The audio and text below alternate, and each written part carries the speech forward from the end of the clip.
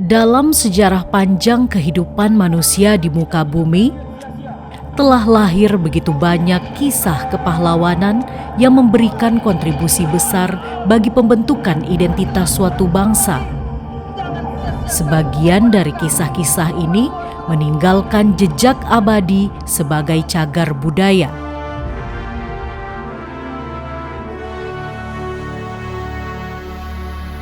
Kisah kepahlawanan semacam itu juga terdapat di Kabupaten Rokan Hulu, Provinsi Riau. Tepatnya di Dalu-Dalu, Kecamatan Tambusai, di mana jejak peninggalannya masih bisa kita temukan di balik rimbun pepohonan dan sungai. Inilah Kampung Pertahanan Tuanku Tambusai atau lebih populer disebut Benteng 7 Lapis.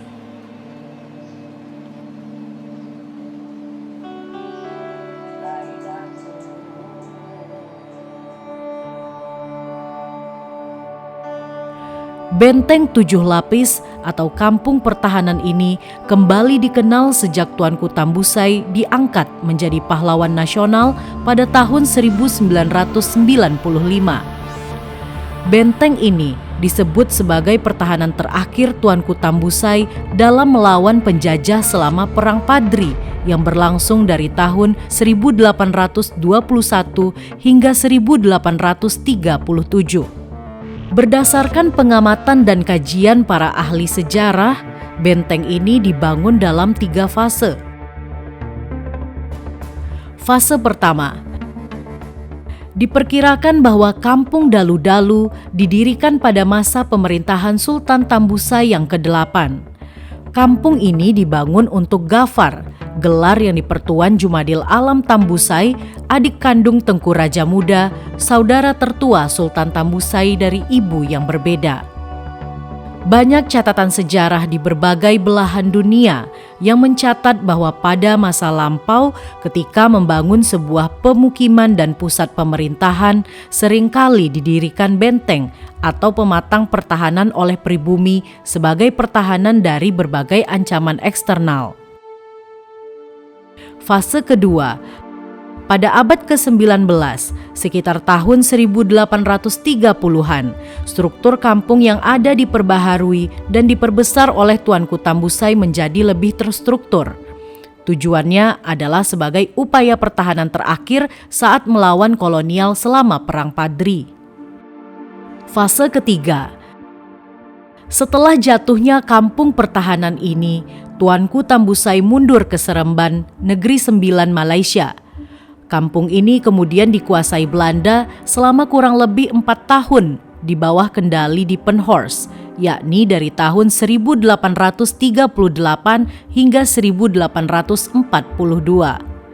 Selama periode tersebut, Belanda juga melakukan beberapa perubahan terhadap benteng ini. Sejauh yang saya baca beberapa buku, yang pertama Mahidin Said, kemudian yang kedua Ahmad Maruf Tambusai, bahwa benteng ini terbentuk karena faktor terjadinya perang. Itu perang. Dan perang yang terjadi pada asalnya bukan di Tambusai.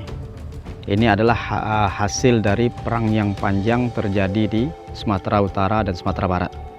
Maka kalau kita tengok sejarah Tuanku Tambusai ini, itu bisa dikatakan 75% dia berjuangnya di luar daripada Tambusai, di luar daripada Tambusai, bukan di Tambusai. Dan benteng ini adalah perang terakhir Tuanku Tambusai.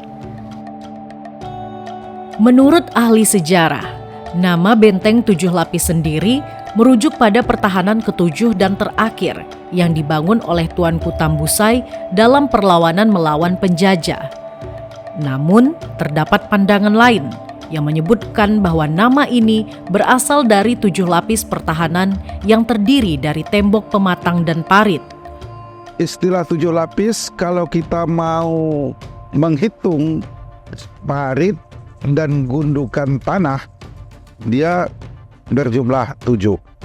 Mau dihitung berdasarkan tadi yang dikatakan kubu itu, juga ada 7.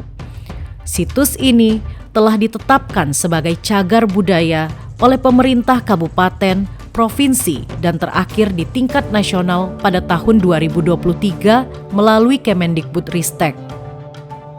Benteng 7 lapis secara resmi diakui sebagai cagar budaya dengan nama Kampung Pertahanan Tuanku Tambusai di Dalu-Dalu. Nah, soal Kampung Pertahanan Tuanku Tambusai itu upaya penyelamatan penduduk yang ada di sekitar benteng itu sendiri.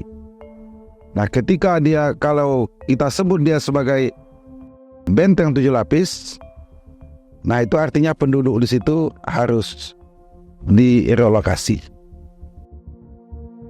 Berdasarkan data site plan tahun 1838 oleh Ryder de Stuers, struktur kampung pertahanan ini berbentuk persegi 4 dengan luas lahan 10,5 hektar, panjang 350 meter dan lebar 300 meter. Sekelilingnya dibentengi beberapa lapis tembok pematang yang terbuat dari tanah dan parit dengan ketinggian dan kedalaman bervariasi. Sepanjang benteng ditanami tumbuhan bambu aur berduri yang berfungsi memperkokoh struktur pematang dari erosi, serta sebagai perlindungan dari ancaman hewan buas dan dapat meredam tembakan artileri saat berperang. Kampung pertahanan ini juga dilengkapi dengan bedil dan lubang-lubang pengintai untuk menembak musuh. Terdapat beberapa lapis pertahanan, termasuk kubu pengintai dan pos jaga. Setiap lapisan pertahanan memiliki fungsi khusus untuk memperlambat dan melemahkan musuh yang mencoba menyerang. Kampung ini juga memiliki rumah-rumah tradisional yang digunakan sebagai barak atau tempat tinggal para pejuang dan keluarga mereka, serta ruang penyimpanan senjata dan persediaan makanan. Lingkungan alam sekitar kampung seperti hutan lebat dan sungai Batang Sosah juga berperan penting dalam strategi pertahanan. Selain itu, kampung pertahanan ini juga dilengkapi 7 kubu yang membuat Belanda kewalahan sebelum sampai ke inti kampung pertahanan. Beberapa kubu tersebut adalah Kubu Baling-Baling, Kubu Talikumain, Kubu Godong, Kubu di Kuala Sungai Talikumain, Kubu Imbo Otan Udang, Kubu Petapaan, dan yang terakhir adalah kubu yang berada di dalam kampung pertahanan itu sendiri. Kehebatan kampung pertahanan ini tercatat dalam buku yang ditulis oleh E.B. Kijlstra berdasarkan laporan Michels yang menyebutkan bahwa benteng 7 lapis di Dalu-Dalu adalah benteng yang paling baik dan paling teratur yang dimiliki oleh orang Indonesia pada zaman itu. Banyak mitos yang beredar di masyarakat tentang kampung ini.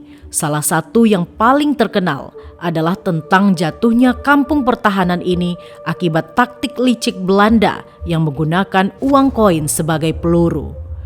Diceritakan bahwa setelah Belanda menembakkan koin tersebut, mereka meninggalkan kampung ini dan memblokir jalur perdagangan. Ketika kondisi ekonomi memburuk, masyarakat terpaksa menebang aur berduri demi mengambil koin tersebut. Saat itulah Belanda kembali menyerang dan kampung pertahanan tersebut akhirnya jatuh ke tangan mereka. Ada memang orang mengatakan bahwa untuk memusnahkan aur berduri itu digunakan Belanda ini dengan cara menaburkan koin.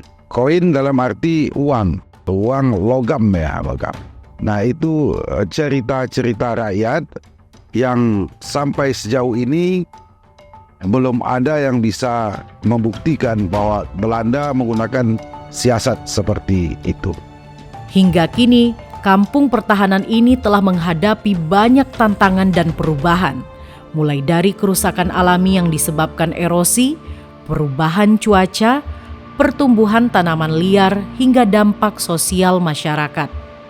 Oleh karena itu, untuk menjaga situs ini, pemerintah dan komunitas lokal telah melakukan berbagai upaya pelestarian, seperti membangun turap untuk menahan erosi, serta menempatkan juru pelihara untuk pengawasan, pengamanan, dan kebersihan.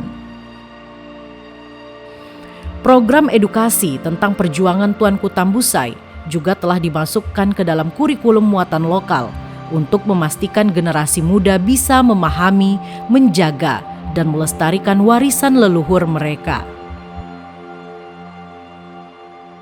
Betul tuanku, dengan senjata lengkap, mereka menyerang benteng ini. Oke, kita pertahankan benteng ini. Allahu Akbar.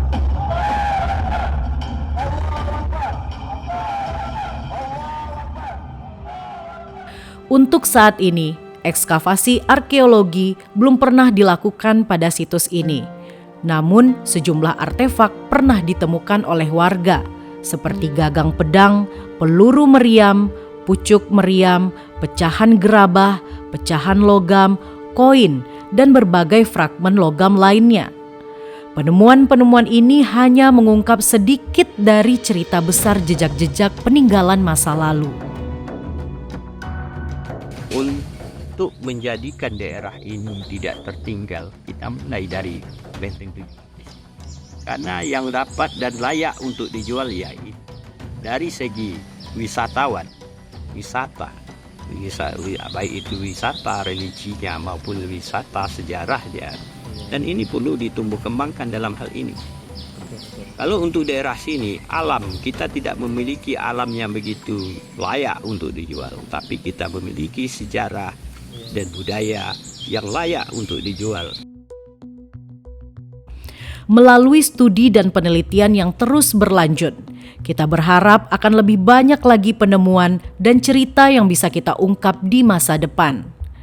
Kampung Pertahanan Tuanku Tambusai atau Benteng Tujuh Lapis merupakan salah satu simbol identitas bangsa yang mencerminkan keberanian dan semangat perjuangan. Situs ini adalah warisan kita bersama. Oleh karena itu, marilah kita bersama-sama menjaga, mengunjungi, dan melestarikan situs bersejarah ini sebagai bentuk penghormatan kita terhadap perjuangan para pendahulu. Dengan demikian, kita tidak hanya menghargai masa lalu, tetapi juga memberikan warisan yang tak ternilai bagi masa depan, tempat di mana generasi mendatang dapat terus belajar dan terinspirasi oleh nilai-nilai luhur yang diwariskan oleh pahlawan kita.